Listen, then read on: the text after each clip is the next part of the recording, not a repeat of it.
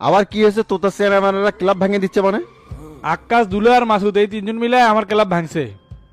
না চাচা, আমার তো মনে হচ্ছে এলাকাতে একটা বড় গ্যাঞ্জাম না বাজালে এগুলো ঠিক করা যাচ্ছে না।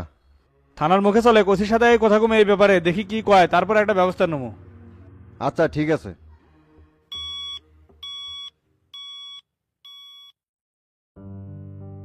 হ্যাঁ গুরু বলেন। পরিস্থিতি এখন কোন পর্যায়ে? মোটামুটি কিছুটা শান্ত করা গেছে গুরু, তবে পুরোটাই নয়। একের পেছনে কে কে আছে সব শালাক শনাক্ত করে গ্রেপ্তার করলেই ভেজাল মিটে যাবি। স্বরাষ্ট্র দপ্তরে সেটা নিয়ে আলোচনা চলিচ্ছে গুরুতে, আপনি কোনটি?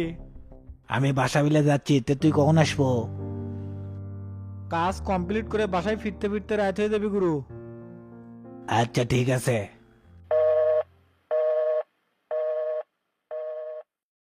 সভাপতি সামান্য বিষয়ে একের সাথে বসার সিদ্ধান্ত কেন নিল শামসু?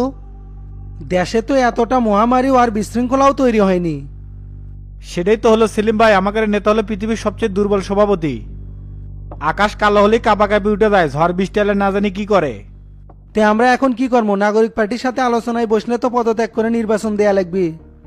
সভাপতি সেটা করবি না, ওকে সাথে কৌশলী আলোচনা করবি। কৌশলী আলোচনা বলতে অন্য পাকে মানানোর চেষ্টা করবি নাকি? সেটা গতকাল আমিও শুনলাম, সামান্য ঢাকা শহরে আন্দোলন থামাতে যদি এমন সিদ্ধান্ত হয় তাহলে গদি টিকানো মুশকিল।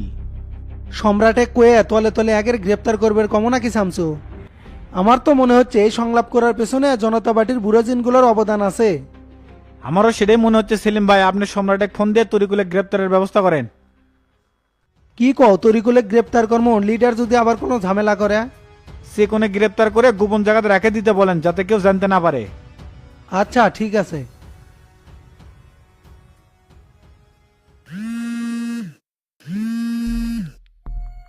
স্যার আসসালামু আলাইকুম। ওয়ালাইকুম আসসালাম। সম্রাট, এখন কি অবস্থা? বিজিবি আর পুলিশ এখনো ক্যাম্পাসে অবস্থান করতেছে স্যার, কিন্তু ছাত্রছাত্রীরা ক্যাম্পাসের ভেতরেই বসে আন্দোলন করতেছে। ক্যাম্পাসের ভিতরে কি বহিরাগতরাও ঢুকছে নাকি? না স্যার, গত 24 ঘন্টা আমরা কাউকে বেরোতেও দিইনি, আবার ঢুকতেও দিইনি। ঠিক আছে, এখন একটা কাজ করো সম্রাট, তরিকুলকে গ্রেপ্তার করে তোমার হেফাজতে নিয়ে নাও। আর মনে রাখবে এই বিষয়টা যাতে কেউ না জানে। ঠিক আছে স্যার, আমি ব্যবস্থা নিচ্ছি, কিন্তু উনি তো স্থায়ী জামিনে আছে, ওনাকে কেমনে গ্রেপ্তার করবো? আরে মিয়া, তোমাকে তো অফিসিয়াল ভাবে গ্রেপ্তার করতে বলিনি, আলাদা করে গ্রেপ্তার করে সাইড করে রাখতে বলছি। বুঝতে পারছি স্যার, ঠিক আছে আমি করতেছি।